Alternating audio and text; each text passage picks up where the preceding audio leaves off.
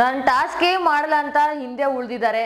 Task ಅಂತ ಬಂದಾಗ ನಾನು ಧೈರ್ಯವಾಗಿ ಮಾಡ್ತೀನಿ ಅಂತ ಮಾತೆ ಅವರಲ್ಲಿ ಬರಲ್ಲ, ಮುಂದೆ ಬರಲ್ಲ ಅಂತ ಮೈಕಲ್ ಮತ್ತೆ ಕಾರ್ತಿಕ್ ಅವರು ಈ ಮಾತನ್ನ ವರ್ತೂರ್ ಅವ್ರಿಗೆ ಹೇಳ್ತಾ ಇದ್ದಾರೆ. ಹೌದು, ವಾರಾಂತ್ಯ ಬಂದಾಗ ಒಬ್ಬರಿಗೆ ಉತ್ತಮ ಕೊಡೋದಾಗಿರ್ಲಿ ಅಥವಾ ಒಬ್ಬರಿಗೆ ಕಳಪೆ ಕೊಟ್ಟು ಜೈಲಿಗೆ ಕಳ್ಸಾಗಿರ್ಲಿ ಈ ವಾರದಲ್ಲಿ ನಡ್ಕೊಂಡು ಬರ್ತಾರೆ. ಅಂದ್ರೆ ಬಿಗ್ ಬಾಸ್ ಸೀಸನ್ 1 ಆ ರೀತಿ ನಡ್ಕೊಂಡ್ ಬಂದಿದೆ. ಈ ವರ್ಷನೂ ಅಷ್ಟೇ ಅದೇ ರೀತಿ ಇದೆ. ಹಾಗೆ ಈ ವಾರ ಬಿಗ್ ಬಾಸ್ ಮನೇಲಿ ಕಳಪೆಗೆ ಕಾಂಪಿಟೇಷನ್ ಇರೋದು ಮೈಕಲ್ ಮತ್ತೆ ವರ್ತೂರ್ ಅವ್ರ ಮಧ್ಯ. ಅಂಡ್ ಮೈಕಲ್ ಅವ್ರ ಹೆಸರನ್ನ ಇಲ್ಲಿ ತುಕಾಲ್ ಸಂತೋಷ್ ಅವರು ಹಾಗೆ ತನಿಷ್ ಅವ್ರು ತಗೊಳ್ತಾ ಇದ್ದಾರೆ. ಕಾರಣ ಏನಪ್ಪಾ ಅಂತಂದ್ರೆ, ಒಂದು ತನಿಷ್ ಅವ್ರ ಕ್ಯಾಪ್ಟನ್ಸಿಗೆ ಅವ್ರು ಮರ್ಯಾದೆ ಕೊಟ್ಟಿಲ್ವಂತೆ, ಹಾಗೆ ಅವ್ರ ಮಾತುಗಳನ್ನ ಅವ್ರು ರೆಸ್ಪೆಕ್ಟ್ ಮಾಡಿಲ್ಲ.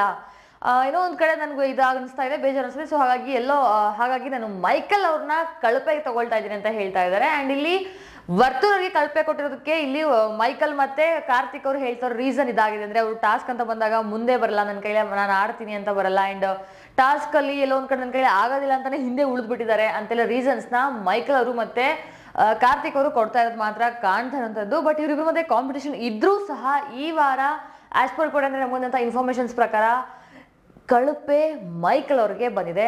ಅಂಡ್ ಈ ಸಾರಿಯ ಕ್ಯಾಪ್ಟನ್ ಸಂಗೀತ್ ಅವ್ರು ಆಗಿದ್ದಾರೆ.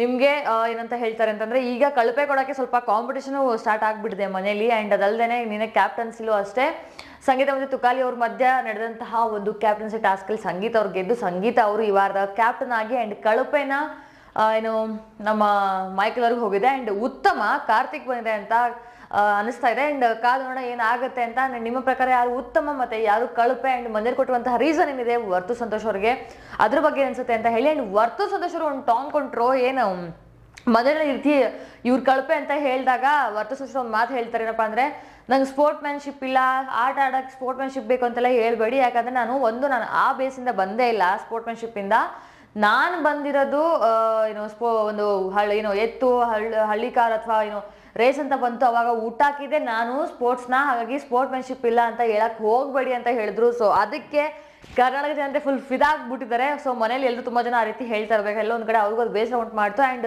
ಈ ಒಂದು ಅವ್ರು ಹೇಳಿದ ಪಾಯಿಂಟ್ ಅಂತೂ ಅದು 200% ನಿಜಾನೇ ಆಗಿದೆ. ಅಂಡ್ ಇದ್ರ ಬಗ್ಗೆ ಮನೆಯವ್ರ ರಿಯಾಕ್ಷನ್ ಹೆಂಗಿರುತ್ತೆ ಅಂತ ಕಾದೋಣ. ನಿಮ್ಗೆ ಅನಿಸ್ತು ವರ್ತೂರ್ ಸಂತೋಷ್ ಅವರ ಉತ್ತರ ಅಂಡ್ ಮನೆಯವ್ರ ಪ್ರಕಾರ ಈ ವಾರದ ಕಳಪೆ ಮೈಕಲ್ ಅವ್ರ ಬೇರೆ ಆಗಿದ್ದಾರೆ. ಇದ್ರ ಬಗ್ಗೆ ನಿಮ್ಮ ಅಭಿಪ್ರಾಯನ ವ್ಯಕ್ತಪಡಿಸೋದನ್ನ ಮರಿಬೇಡಿ. ಅಂಡ್ ವಿಡಿಯೋ ಇಷ್ಟ ಆಗುತ್ತೆ ಅಂದ್ರೆ ಲೈಕ್ ಮಾಡಿ. ಮುಂದಿನ ವಿಡಿಯೋ ಒಂದಿಗೆ ನಿಮ್ಮ ಮುಂದೆ ಬರೋವರೆಗೂ stay happy and thank you for watching.